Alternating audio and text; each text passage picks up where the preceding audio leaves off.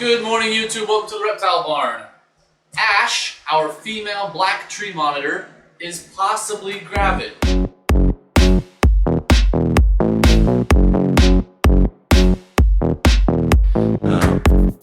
I'm not exactly sure what I'm looking for, and this is a species that hides their pregnancy well, so we went ahead and just took the precautionary step of removing the male, Jet, so he's in a separate cage for now.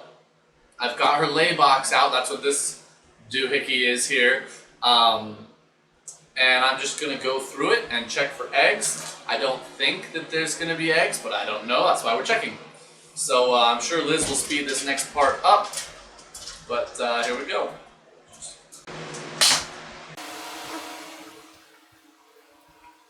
So this is just a mixture of sand, cocoa, and sphagnum moss. And it's a little bit damp. I don't want to roughly toss the eggs in if there did happen to be any eggs in here. Just going to gently go through this.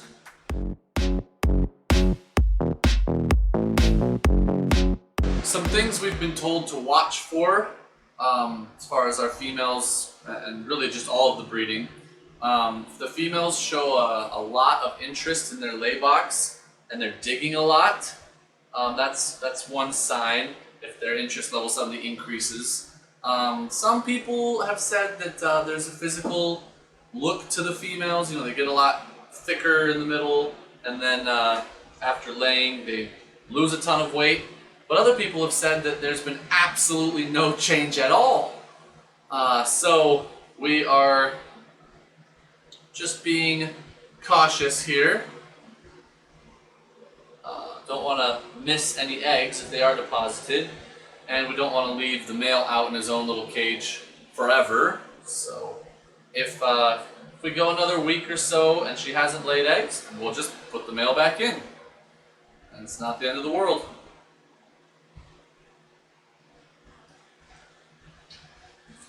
I'm guessing if we had like an ultrasound machine or something, it'd be a lot easier, but we don't.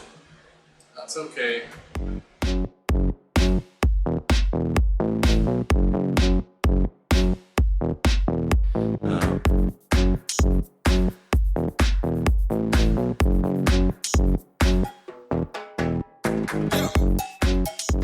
So the reason we took the male out is that even though for reptiles, this is actually a fairly social species, some people claim that they form like a pair bond.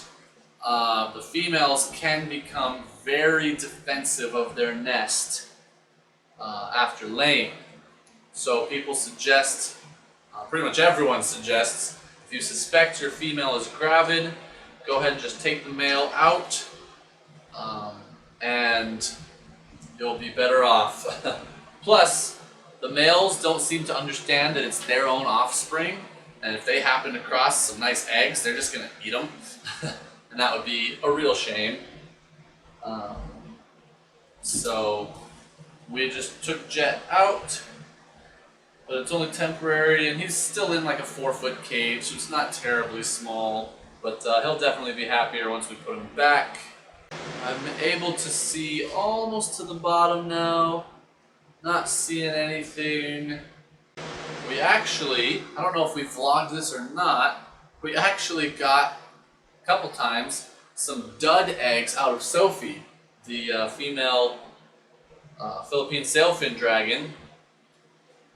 We didn't have the male at the time, Salvador, so they weren't fertile eggs, but we noticed her just acting strangely, her appetite changed, she got real interested in her nest box, and then one day we came in and she really seemed a lot skinnier, like she lost some weight. Sure enough, we dug around in her nest box, and way at the bottom, she had deposited some perfect little pearly whites, but they were not fertile eggs, unfortunately. That would have been really exciting.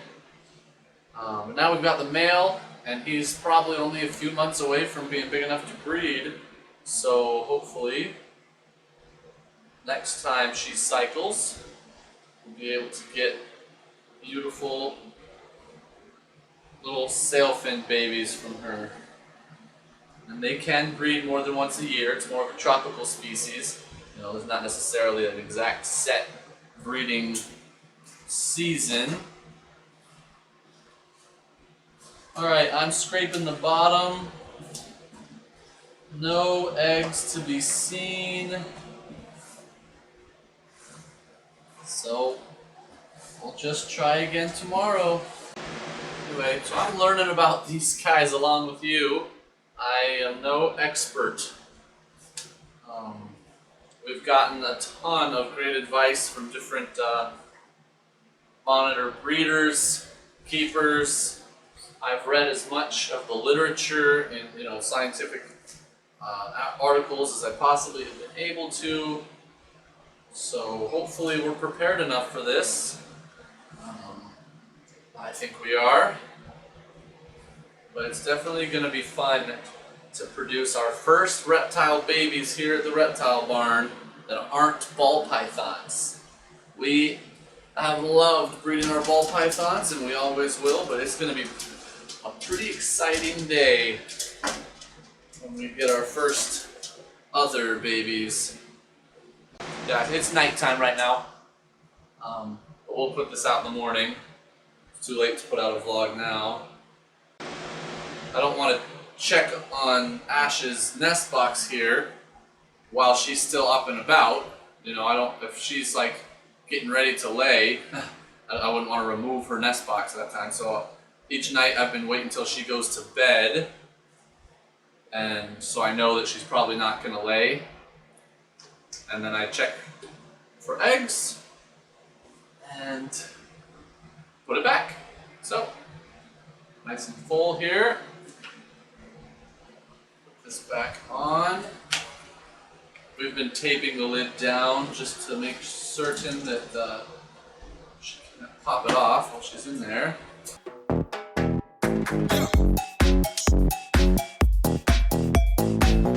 Okay. There you have it. No good today, but we will keep at it. And again, in a few days, if she doesn't lay, we'll just assume she's not gonna. We'll put the male back in. But we just wanted to be safe because she was acting peculiar. And when Sophie here, I realize they're not in the same species. We can't just project from one species to another. But again, when she was acting weird and we thought maybe she was getting ready to lay, we were right. So this time when she's started to change how much she's eating, how much she's basking, just kind of her behavior took a change. And she looks to us like she's bulging in the middle a little bit. We figured we might as well start checking. So there you have it. This is, by the way, this is just like a little, basically a plastic trash can on top. It's screwed onto a bucket, and it's full of this substrate. The hole on top for access, and we have watched her burrow all the way down into there, like to where she's disappeared. So she's very interested in this. Again, they're curious animals. She could just be interested in it. But that's all I've got for you today. I'm sorry there were no animals in this vlog. We'll make sure in the next one to get a bunch in there. We've got a bunch of vlogs we want to film. There's a bunch of stuff that I want to talk about and show you and do. So bear with us. But we thank you so much for watching. Until next time, we are the Reptile Barn.